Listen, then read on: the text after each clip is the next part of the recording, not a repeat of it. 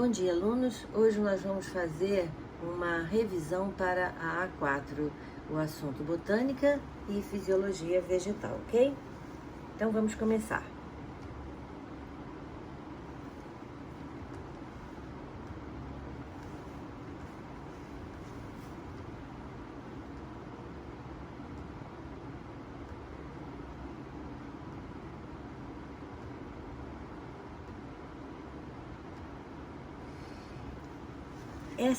Esse quadro mostra as relações filogenéticas entre os vegetais.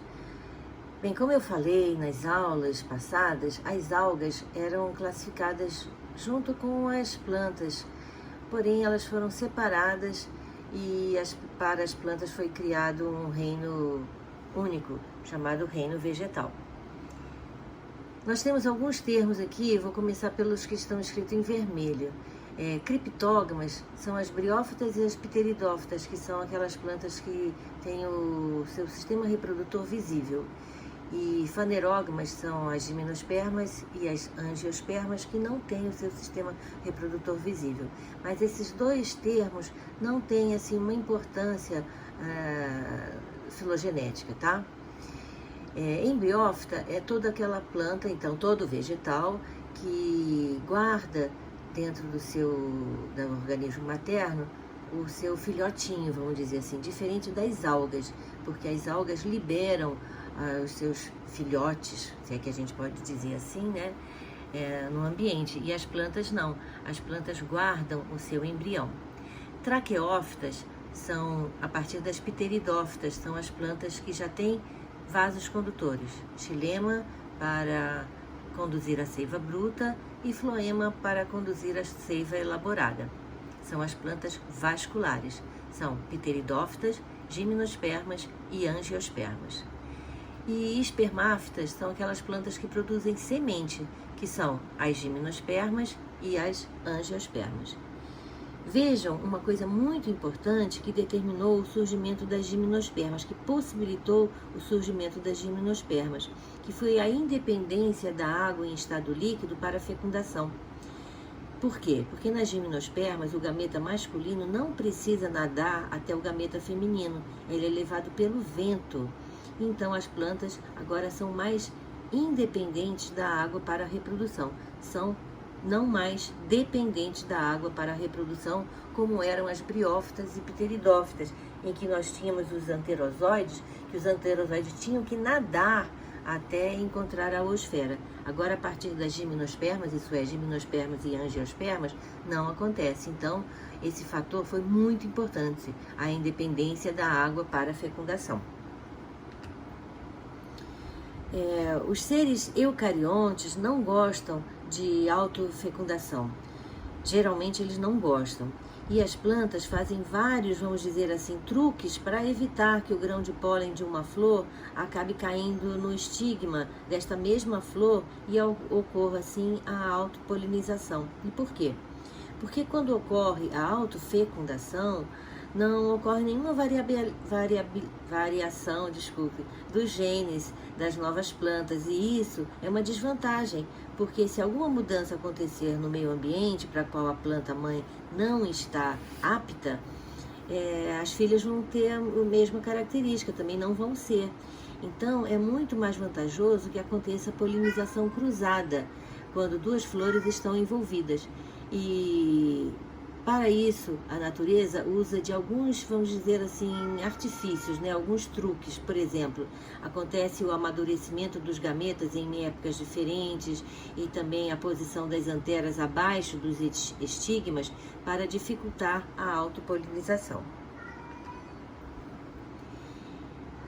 Estômatos são estruturas presentes geralmente no limbo das folhas que possibilitam as trocas gasosas e evitam as perdas excessivas de água por transpiração. Com a plasmosidade ou turgescência das células guarda, há a possibilidade do fechamento e da abertura, respectivamente, dos estômatos. Outros fatores que interferem na abertura dos estômatos são luminosidade. A maior parte dos estômatos se abre ao amanhecer e fecha ao anoitecer, o que permite à planta receber gás carbônico para a fotossíntese. Outro fator que interfere na abertura e fechamento dos estômatos é a concentração de gás carbônico, o que faz com que os estômatos se abram quando esta está baixa, para absorverem o máximo de gás carbônico que puderem, e se fechem quando não conseguem absorver mais gás carbônico para a fotossíntese. Mas, na realidade, o mais importante é o fator hídrico, é o fator de disponibilidade de água. Quando o suprimento hídrico é pouco, os estômatos se fecham para evitar a transpiração. Mesmo com luz e baixa concentração de gás carbônico no ambiente, os estômatos vão se fechar.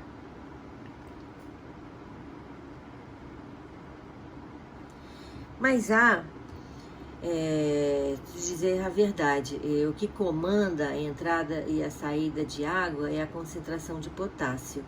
A migração de íons K+, para o interior das células guarda faz com que elas absorvam gás, se tornam túrgidas e assim abrem o estilo. Na situação inversa, as células guarda tornam-se flácidas e fecham o estilo. A absorção de seiva bruta, também chamada de seiva mineral, ocorre principalmente na zona pilífera das raízes, isso é, que é a zona onde estão os pelos absorventes. A água se desloca por osmose e os sais minerais nela dissolvidos se deslocam por difusão. A seiva bruta tem que chegar às folhas, que é o local onde vai ocorrer a fotossíntese. E isso vai acontecer através de vasos condutores denominados xilema, também chamados de vasos lenhosos. O xilema é composto por células mortas impregnadas de lignina e reforçadas por celulose. O xilema, então, é ascendente, leva a seiva bruta das raízes para as partes superiores do caule. O transporte de seiva bruta, isso é, a subida da seiva bruta das raízes até as folhas, ocorre graças principalmente a um fenômeno denominado transpiração, que é explicado na teoria de coesão-tensão. A transpiração puxa a seiva bruta desde as raízes até as folhas. As células das folhas, ao perderem água por evaporação, têm a sua pressão osmótica aumentada e aí elas retiram água das células vizinhas, que por sua vez terminam retirar água das terminações dos vasos xilemáticos. A sucção de água exercida pelas células das folhas puxa a seiva para cima, porque esta forma uma coluna líquida contínua dentro dos vasos xilemáticos. Assim, perdendo água por transpiração, as folhas sugam a seiva bruta do xilema e toda a coluna líquida se eleva desde a raiz até as folhas. Acredita-se que só essa teoria seja capaz de elevar a coluna d'água até 160 metros de altura. A condução da seiva elaborada, que é composta de açúcares, aminoácidos, sais, água e hormônios, é feita através do floema, que também a gente pode chamar de vasos liberianos, que são compostos por células vivas, anucleadas e alongadas, que possuem no citoplasma vários plasmodesmos, isso é, pontes citoplasmáticas que se comunicam com o citoplasma das células vizinhas. No século XVII, o pesquisador Marcelo Malpighi fez um experimento que comprovou o transporte da seiva elaborada pelo floema e também a sua localização, que é na parte mais externa do caule, ao contrário do xilema, que se localiza na parte central do caule. O experimento foi retirar um anel que foi denominado anel de Malpighi e o resultado foi um acúmulo de seiva elaborada na região logo acima deste anel, com um crescimento dessa parte do vegetal, dessa região. Atenção para o detalhe que quando se faz uma operação semelhante no caule principal, a planta morre, porque suas raízes deixam de receber o alimento enviado pelas folhas via floema. Então, quando se retira o anel de Malpighi, há um entumecimento das células, um crescimento das células logo acima, da região onde foi retirado o anel de Malpighi.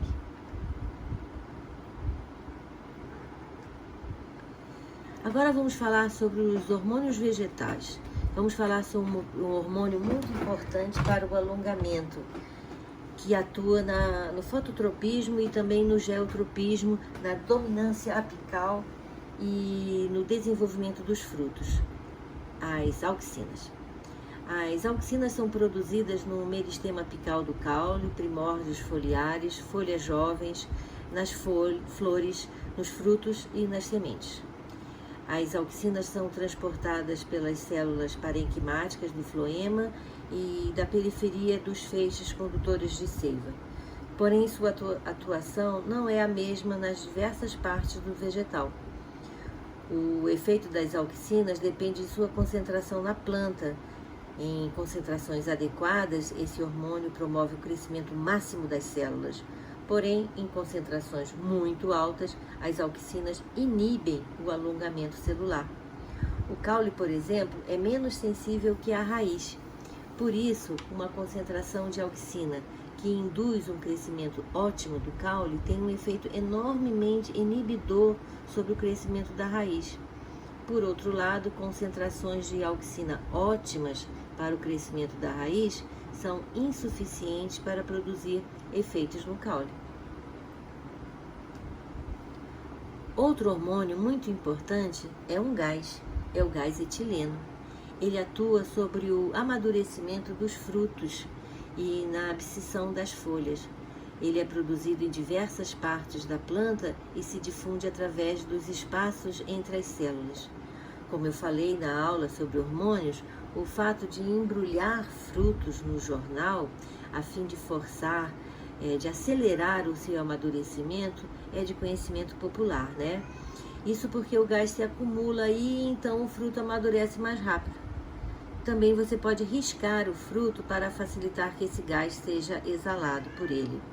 E também é verdade aquela história que virou até um dito popular, que uma maçã podre faz com que todo o caixote apodreça. É verdade, porque um fruto muito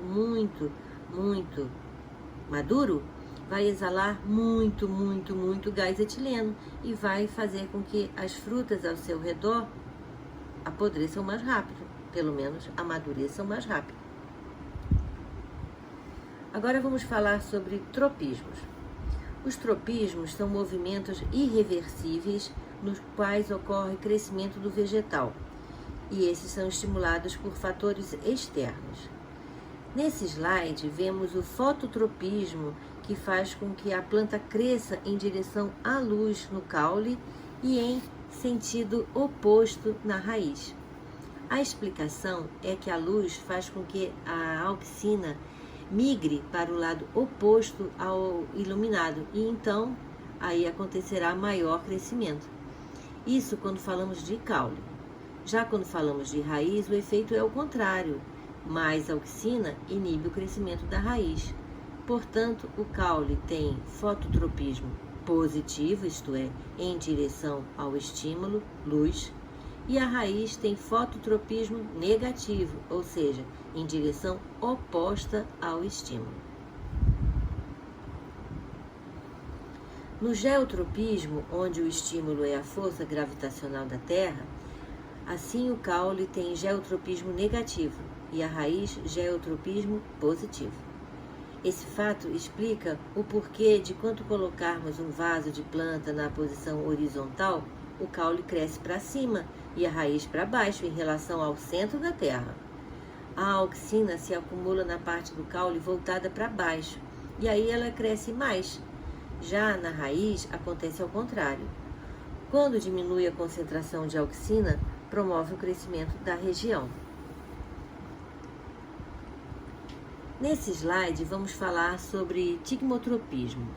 Você certamente já brincou com essa estrutura que parece uma molinha verde, que vocês podem encontrar no chuchu e também nas videiras. São as gavinhas, estruturas que se formam quando tocadas, isso é, o estímulo é o mecânico, é um toque na parte interna da gavinha, que é feito pelo suporte no qual ela vai se fixar, porque acontece um transporte de auxina da parte em contato com o suporte para a parte oposta, que cresce mais, ocasionando a curvatura. Essas gavinhas são comuns em plantas trepadeiras. Já no caso do fenômeno nastismo, são movimentos sem deslocamento que são desencadeados por estímulos ambientais, porém não são orientados por esses estímulos. São exemplos de nastismo: o fechamento que ocorre nas folhas de plantas carnívoras, o fechamento dos estômatos e também o fechamento dos folíolos de uma plantinha denominada dormideira. Nesse caso, não importa de onde vem o estímulo, assim sempre a planta fará o mesmo movimento. Isso é, não importa aonde você encoste na dormideira, ela sempre vai fechar, sempre vai fazer o mesmo movimento. Fotoperiodismo é o tempo de exposição à luz que as plantas recebem a cada dia. Ou seja, a quantidade de horas que a planta ficará exposta à luz e à escuridão conforme sua fase de desenvolvimento. É a duração do dia em relação à noite em um tempo de 24 horas. Fotoperiodismo é a reação da planta a esse tempo. O fotoperíodo exerce influência sobre a floração, pois este aponta as relações do ano, das estações do ano. 3 tipos de plantas podem existir: aquelas que são indiferentes, pois não depende do fotoperíodo e sim da disponibilidade de água e temperatura do ambiente; as plantas de dias longos, também chamadas de noites curtas, em que o fotoperíodo é maior ou igual ao fotoperíodo crítico; e as plantas de dia curto, também chamadas de plantas de noites longas, que o fotoperíodo é menor ou igual ao fotoperíodo crítico.